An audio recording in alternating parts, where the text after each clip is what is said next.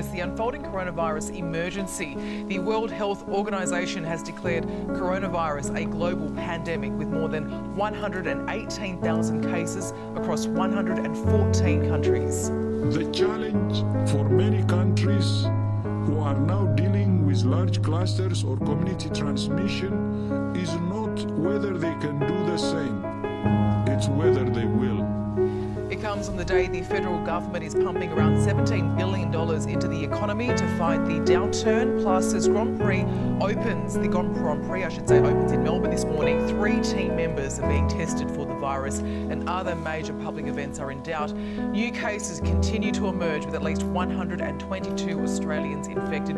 We have special coverage this morning. First Tonight's political reporter Kerry Yaxley in Canberra with that World Health Organization announcement confirming what the government has been bracing for. Kerry, who's going to benefit from the federal government's cash splash? Well, Tracy, what we know about the cash splash is that its aim is to protect businesses, protect jobs and get cash out into the economy without basically blowing up the budget. So pensioners will likely get a one-off cash payment. Many small and medium businesses will get a boost to their cash flow. There are nearly 700,000 eligible businesses across the country. They employ nearly 8 million people.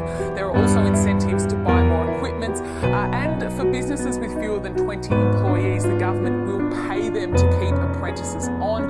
The stimulus could be worth upwards of $15 billion, trying to help avoid a recession. Some of the government's measures will be funded for a few months, others will be funded over the next couple of years. The PM says he will spend more if necessary, although he's pretty keen to point out, Tracy, that this crisis will have an end date. The Prime Minister is on the show shortly. Kerry Yaxley, thank you. Let's bring in today Melbourne reporter Christina Hurd, who's at Albert Park, where the coronavirus is overshadowing the opening of the Melbourne Grand Prix. Chris, 3 Formula One team members are being tested. Tracy, 2 members of the Haas team, 1 member of the McLaren team are currently in isolation in their hotel rooms awaiting test results. They had been here at the Albert Park circuit yesterday. Team officials had hoped that they'd get those results within 12 hours. It could be up to 2 days because of a backlog before the results are known. It's certainly a hive of activity here this morning. The gates will open today. However, this has certainly renewed debate as to whether this event should have gone ahead. Also, news this morning that Anzac Day services perhaps could be held without crowds. Veterans forced to watch on TV at home. The RSL in talks with authorities about contingency plans. For schools, the Easter holiday period could be extended to try and stop the virus. In Victoria, already 2 schools have been closed. Tracy. Having a huge impact across the board. Chris, thank you. Now to Today Queensland reporter Jessica Millward. Jess, Woolworths is fighting back against panic shoppers.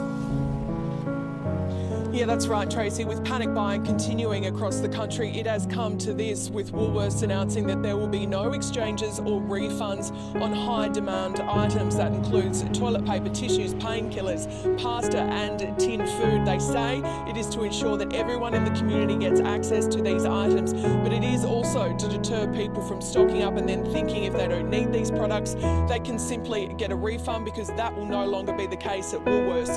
This is, of course, on top of the toilet paper limit that Woolworths have enforced, which is 2 packets, 1 packet at Coles. And Tracy, just finally a warning to anyone that went to Friday's nightclub across the weekend.